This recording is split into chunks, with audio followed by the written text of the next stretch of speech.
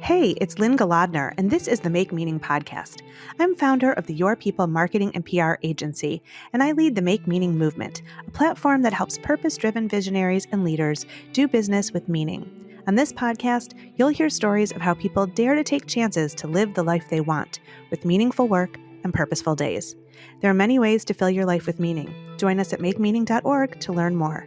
Now, on to the show.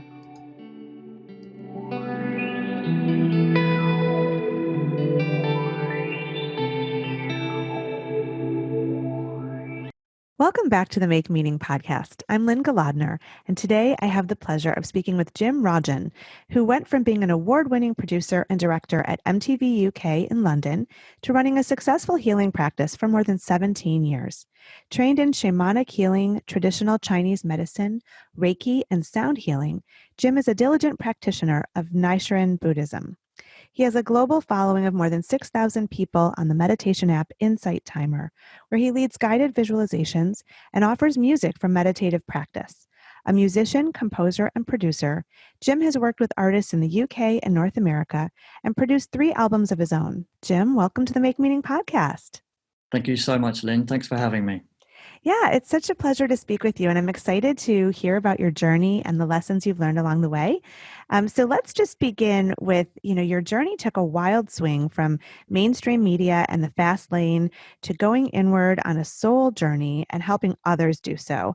So can you tell me a little bit about the pivotal moments that inspired your huge transformation? Yeah, I used to work in film and TV as a producer and director in London, in central London. And I'm a very creative individual, and I love the very act of creation, of being able to create things. But the environment in which I found myself was very difficult. I don't want to say kind of dirty, but it's a very difficult environment to work in. And there's a lot of one-upmanship and backstabbing and hanging out with the right people or saying the right things. And what I really started to find was that though I wanted to really express myself, I wasn't able to be authentic. And I come from a wonderful family who've taught me some really kind of wonderful personal ethics, including work ethics.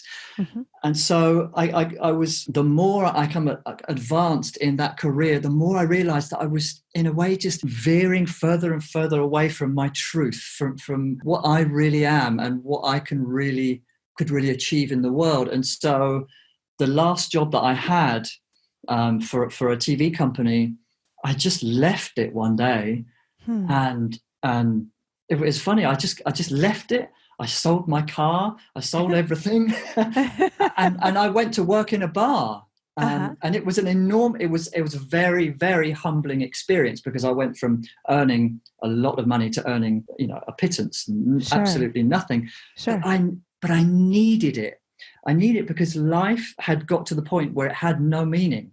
And I was just going through the motions and really feeding other people's egos, or it's like a toxic culture, sounds like. Yeah. Yeah. I mean, not all of it. And I really don't want to portray the media industry as that. I mean, I came across some wonderful people and made some wonderful friendships that I still have 20 years later. But the general kind of feeling of being in that industry, it wasn't for me. I'm very sensitive. Mm-hmm. I'm quite a quiet person. And so I just got to the point where if I'm not living my truth, if I'm not able to be absolutely 100% authentic, then I'm wasting my life. And this is not for me. And so I had to leave. And from then I went on a very deep personal search into all kinds of things that, to be honest, I'd been delving into since I was almost a boy. A more spiritual way of living, living in a more connected way with the world, with myself, and just learning who I really was, and then doing something of value with that. And how did that begin? So to make such a big pivot, I'm sure there's lots of emotions and fears that come up, and that exploration could take you, it could take a lifetime. You could be traveling the globe, you could be studying different disciplines and ideologies and practices. And so where did you begin with that journey to be more connected with yourself and the world, and adopt a more spiritual way of living? I think it really came with my Buddhist practice. I had been dabbling in things like meditation, Taoism, shamanism, Mm-hmm. for a long time, because I'm half Indian and half Okay. English, no, Okay. and so while I'm a mixture of two cultures, it kind of means that I'm not Indian and I'm not English. So I'm a bit of a not instead of Uh-huh. a am, no. Uh-huh. And Uh-huh. so I've always been looking for a root, something to really root me within my life and say, well, I put my values in this way of life. If I'm not this and I'm not that, well, what am I? And so Mm-hmm. after looking for lots of different ways to express that spiritual need, I came across Nichiren Buddhism, which is a very practical Buddhism. Mm-hmm. And it's a very empowering practice, a very, very active meditation. Mm-hmm.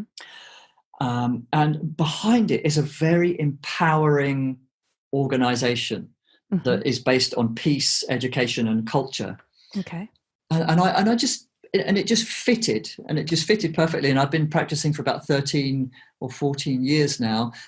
And then from there, I started to really focus on areas of life Mm-hmm. that I really enjoyed or loved or wanted to be a part of. Instead of feeling, I didn't study this, so I can't do that. Or instead of thinking of limitations, Nichiren Buddhism is very much about breaking barriers and being your best self and living the Mm-hmm. most amazing life you possibly can. Mm-hmm. And so that, I would say, starting that practice was enormous. And then very quickly after I started practicing, Mm-hmm. I became a dad. Oh. Yeah, and which is the best thing that ever happened to me. I mean, I have goosebumps sort of on my arms just I'm saying it. And I have a wonderful daughter whose name is Lua. And Uh-huh. when Lua was a baby, she was very, very ill. She basically had a very, very rare form of cancer. And that, obviously, I don't need to make you cry. It was an intensely difficult time in life.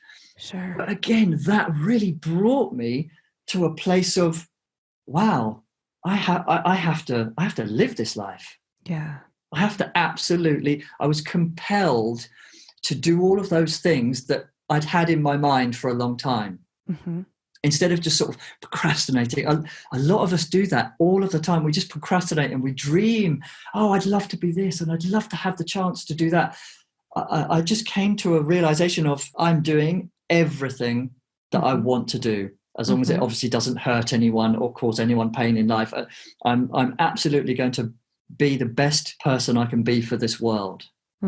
What a beautiful permission to yourself, just opening those floodgates and saying, I have to really live and embrace the moments and be here fully while I'm here. I mean, that's amazing. And you're right that so many of us just say, we will get there. We'll do that. Like in this, after this point in time, I will travel or I will, enjoy this or that, as opposed to doing it now. And I wonder why we wait. I don't know if it's just getting mired in the obligations and the to-dos and the responsibilities, that, I mean, I have a long list of things that I am going to do. I don't have a date yet. So, it's like, what are we waiting for? I mean, you're making me think about and turn all this over in my head. Like, okay, I have to rewrite everything. After we get off this call, I'm going to totally redesign my life, so. Well, I think, Lynn, that human nature is very much based in comfort, especially men. Men look for comfort. And then once they're comfortable, they're done. Once they have all the things around them that they need, then they can just relax and let life do its thing.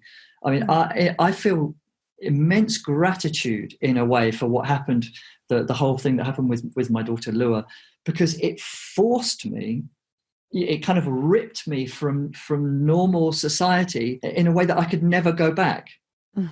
And it kind of, it showed me the absolute value of life. I think we take a lot of things for granted.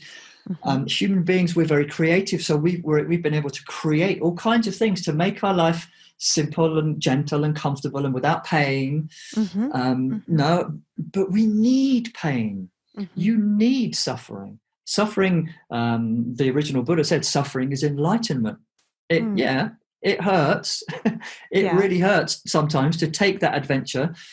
but when you take it and you go through that, the rewards are huge, absolutely huge, and so worthwhile. You know, we have a very large inherent fear of death, Mm-hmm.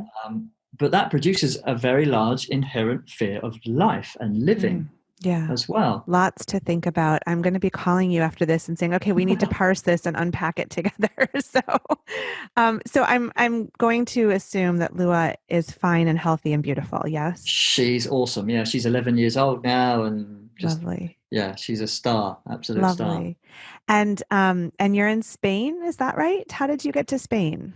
Well, we moved to Spain because of Lua when she finished her treatment. You know, I mean, a 2-year-old child, 3 years of chemotherapy, Yeah. it really damaged her. No, it wasn't 3 years, but it was a couple of years. Um, and she was also born with a kind of neurological challenges, which meant it was difficult for her to move around. Oh. And so we took her as soon as everything finished. We took her to Argentina because my wife is from there, Hmm. and in the hot weather, because England, yeah, I mean, sometimes you have hot weather, but Yeah. England is England. Yes. She started to move a lot, Oh, okay. and we thought, oh right, okay, well, we couldn't move to Argentina because politically it wasn't. It's not a good place at the moment. But Sure. we thought, right, okay, well, let's move to Spain then. And Okay. so we just put our life in a truck and moved to Spain without a plan, really. Uh-huh. And it's been an amazing adventure. Tell me about your daily life there. Like, what are you doing now and what is your family life like? So I am a musician and music producer, and I also produce guided visualization courses and all these kinds of things. And so I have my little studio. I'm sitting in it right now. Hmm. And so I do that, but I also do distance healing. So I'm working with a lot of people in North America, in Canada, people in Mexico as well, in England, Hmm. someone in Australia, whereby I've kind of created, without even really trying, a way of helping other people on the other side of the world through, how do I explain what it is? A guy in New York said the other day, what I do is I basically connect to your purest frequency, and then I relay back to you what it says, and it's having amazing results. I don't profess to be psychic or anything like that. I think everyone is psychic. I think all human beings have amazing powers that most of us don't even use. And it's Yeah. just something that I have really refined over time through my own sensibilities. I'm sure you have your own sensibilities. Everyone does, no? Sure. Interesting. I do a mix of creating music for healing and for meditation, and I actually work one-on-one with people as well. And I give workshops here in Spain, but with Okay. coronavirus, that's kind of Yeah. gone out of the window. Yeah, it's an interesting world that we're living in right now, that's for sure. It is, but actually, it's amazing what's happening because people are having a new level of conscious awareness, and Yeah. they're aware of how important it is to be able to. In Spain, the lockdown was very severe. You couldn't Hmm. leave the house. End of Hmm. story. And Right. so there was no planes, there were no cars, and you could hear the birds sing, and all these wonderful wildlife came out of, out of hiding to take back what's rightfully theirs. Yes. For me, it's been an amazing experience, difficult as well. I've felt a lot of sadness for the world in a way, but Mm. I think it's been a fantastic. Yes, it's been very difficult, of course, for those people who've passed away or who are afflicted with coronavirus. But in another way, it's been a real raising of consciousness or vibration or whatever word you would like to use, or frequency Yeah. of humanity. Yeah. I couldn't agree more. I've just been amazed by stories of, natural landscapes that have restored themselves in this time because we Yeah. stepped away and our damage was halted. And you're right. For a while, I'm in Detroit, Michigan, and we didn't hear any planes for a while too. And that was so nice. It was, and we live actually not too far from a highway. We can actually hear the highway. And so that's one of the things that I really don't like about where we're situated. And there was a month or two where there was just no traffic. It was just so beautiful to have that peace and quiet. And um, I don't know. Yes, there's been terrible things that have happened because of this pandemic. But I personally have enjoyed the slowing down which I guess I wasn't doing for myself. And so once it was forced on me, I was so grateful. And Mm. and now the mission is, how do we maintain that once things open up and resume? Because I don't think I want to go back to that sense of busyness. I mean, I feel like there's so many gifts that came out of this time, and I hope we can hold on to them. Yeah, I mean, you bring me to a very, very a wonderful image of it's really brought us to be a part of the cycle of meaning and mission, and so the more life gives us meaning, or the more meaning we take from our surroundings or what's happening in our world, the more it, in a way, forces us to live with mission. Yeah. And the more we live with mission, the more we see more meaning in the tiniest little things. And in doing so, it makes us want to live with mission more, live from our heart more instead of our head, of our mind. Yeah. Yeah. And that's something that I'm finding so much, especially with the people that I'm working with, how if you enlighten someone just a tiny bit to the fact that their life has meaning, Mm-hmm. they want mission, they want purpose, they're craving for purpose. And once you get them on that cycle and they're living through purpose and they're living through mission, meaning is just flying out of the ether at them all the time. Yeah. It's amazing. Well, that's what we talk about here on the Make Meaning podcast, and it's what I'm doing through the Make Meaning movement. And my purpose is to really live by meaning, understand what my reason for being is, and why I was put on this earth, and to help others discover that too, which I think we already know deep down, and we have to just get back to that core of who we are, which we knew when we were younger before all the clutter came.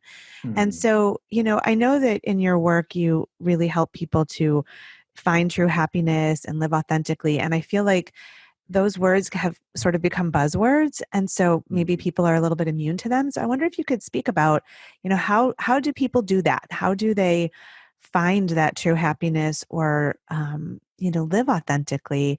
How can we break that down for our listeners so that they see that it is possible and attainable? I would say, there are so many different ways of going about it.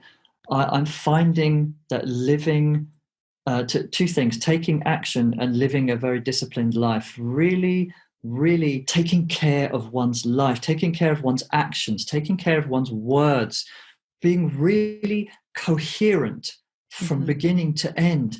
Coherency in everything that you do.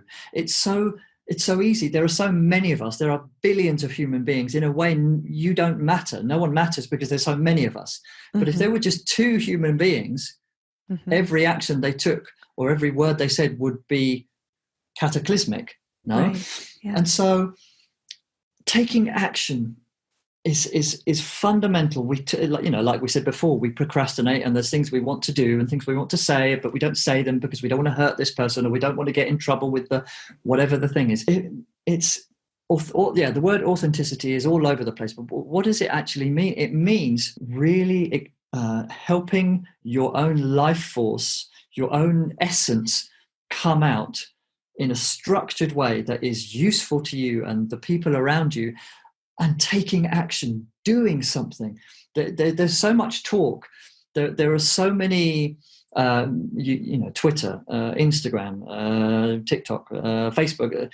Everyone is trying to show themselves and show that they have meaning in their life on social networks. But what about in your life right now, in this very moment? What have you done today that has put a smile on another person's face? Are you the person who wakes up in the morning and gives the first smile? It's not.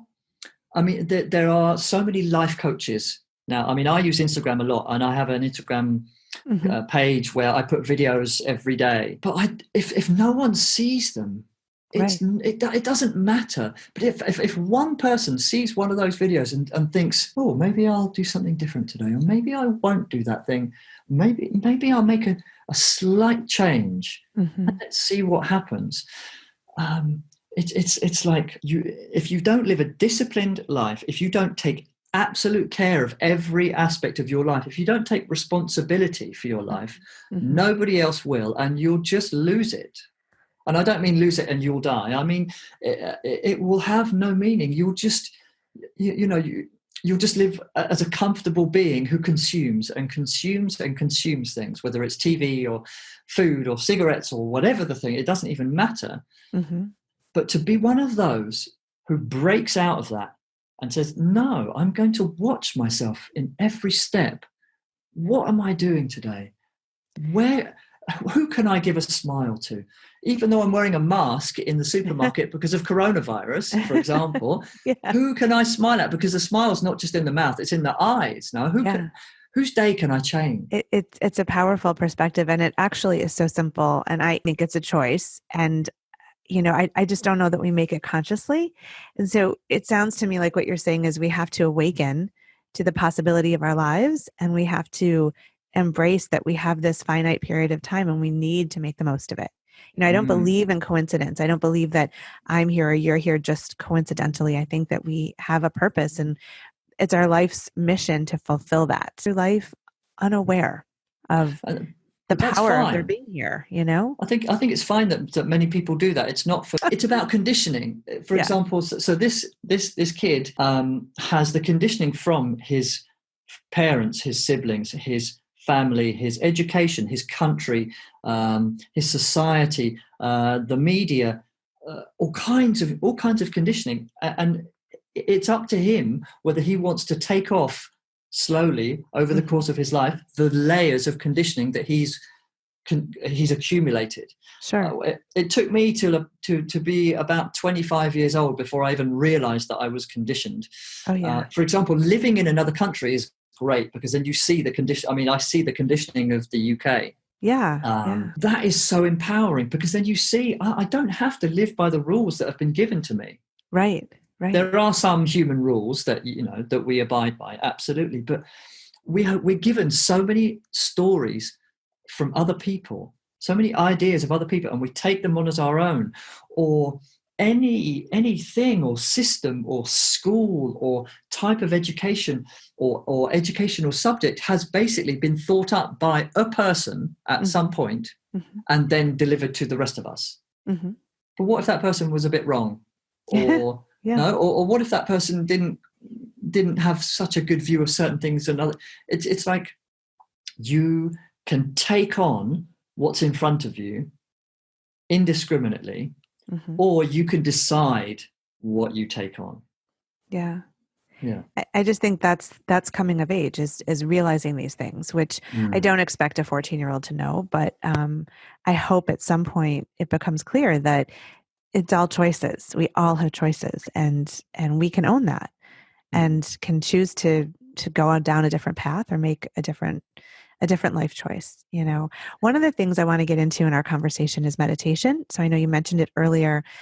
I was trained in the practice of mindfulness meditation, and I know there's so many different forms out there. And so I wonder if you could just sort of help our listeners to understand, there's such a depth and a power to meditating and the way that it affects our physical health, emotional health, so many different things, and it's very grounding. And so I wonder if you could just sort of explain a little bit about, why meditate and what is the impact of doing so and making that a part of your regular practice? Good question. How much time have we got? For example, every day I practice Kundalini yoga. I chant as part of my Nichiren Buddhist practice, and I meditate. And I do those three things because I have to, because I need to maintain my life force high so that when I'm working with someone on the other side of the world, my frequency is right.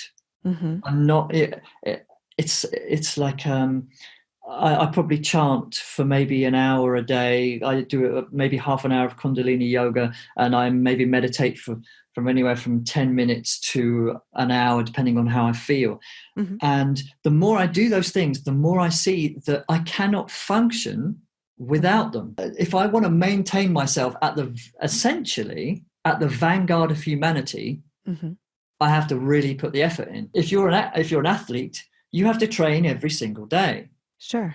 Whether you want to or not. In fact, there'll be those days where you hate it and you want to give up and you're just like, this is a waste of time, but you need those days. For example, I've had digestion problems all my life. And if I don't meditate, they come back. So I need to meditate to maintain physical health. With my Buddhist practice, if I don't chant every day, I'm not connecting to my inherent wisdom. So I'm not able to really help somebody else from a place of my own, I don't want to say truth or authenticity, because we've used those words, I just feel like, empowerment. No, and from my own, clarity. I mean, absolutely. yeah. Mm-hmm.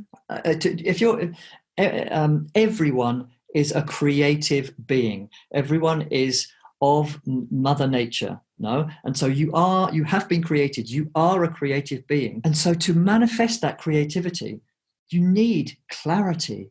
Mm-hmm. You need to be able to see. You need to have vision. Everyone is a visionary when they realize they're a visionary, no? So I do those things because I have to. I can't live the way I used to live when I was younger, because I was looking for happiness outside of myself. I was looking for other things to give me happiness, or I was looking for other things to feed or nourish me. I am the one who nourishes myself now. And in doing so, the result is that I feel fantastic, and I attract wonderful things to me effortlessly. It's like, for example, we have a course on our Teachable platform, and the course is called Making Prosperity and Fulfillment Effortless in This Age of Aquarius. And prosperity, for example, is bandied all over the place, and make money here. Law of attraction is another one. Everyone talks about law of attraction. If you go on YouTube, there are a million videos on law of attraction. No, right, and that's wonderful. But the point is that these things are very simple when you work on the thing that is before the law of attraction, which is the law of vibration, which is the law of raising your own vibration, raising your life force, making yourself, when you feel special without something having made you feel special. When you make yourself feel special, you attract cool stuff. It's as simple as that. You also on your YouTube channel talk a lot about affirmations. Can you talk about that a little bit and help me understand that? Yeah, on Instagram, you mean? On Instagram? Yes, Yeah. sorry. Yes. I started doing affirmations because through my Buddhist practice, there's a certain teaching that talks about if you really want something, then you have to impregnate your entire life with it. So, for example, if you really want a Ferrari, then you have to be visualizing a Ferrari all the time. Feel it. Feel what it would be like to open the door and get in and sit down and turn the engine on. Visualization is an enormous way of creation in human beings. It's a fantastic system. It's a fantastic tool. And so affirmations is the same.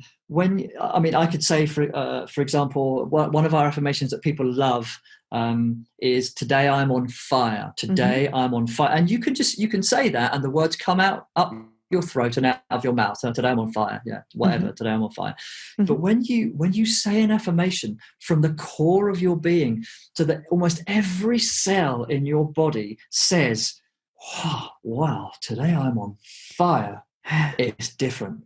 No, you're like, bang, your day is completely changed. You've, in a way, tricked your mind into being on fire.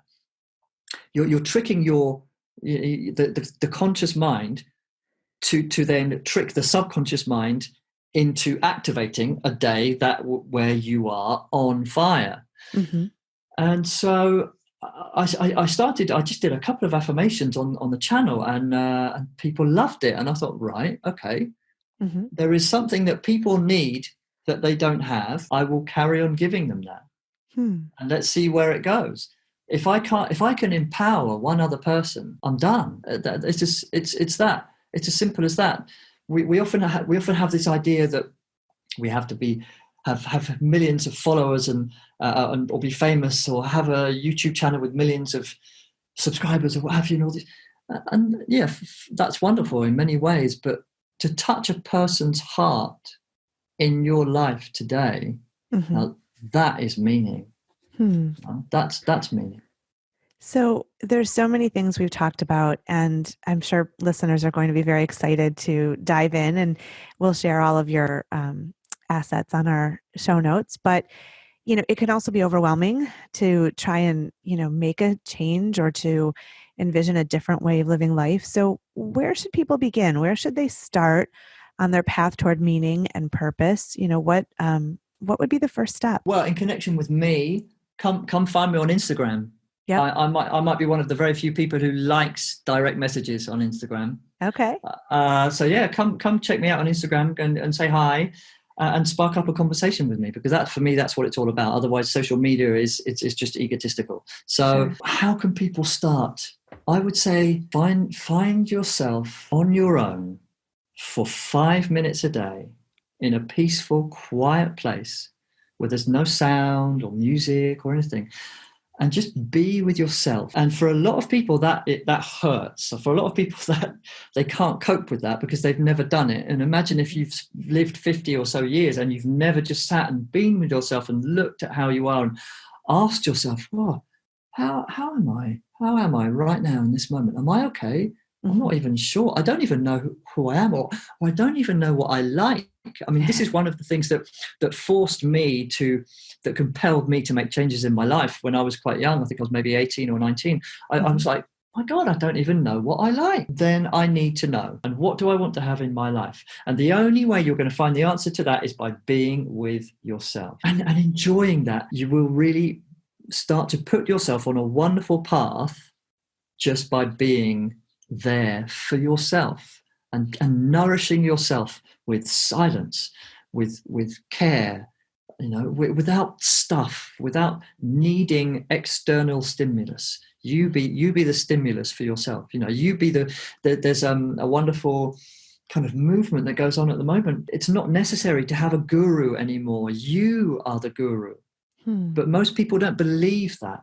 And so many people have the old code still of looking for a guru, looking for a person outside of me to tell me what I need to do. No? But the point is that you are the guru. Allow the guru to speak. I love that. I feel like that sums it up, and it's a wonderful place to finish. So Jim Rajan, thank you so much for being on the Make Meaning podcast. Well, thank you. It was my absolute pleasure. Thank you so much, Lynn. Thanks for listening to the Make Meaning podcast with Lynn Galadner. You can find us wherever you listen to your favorite podcasts.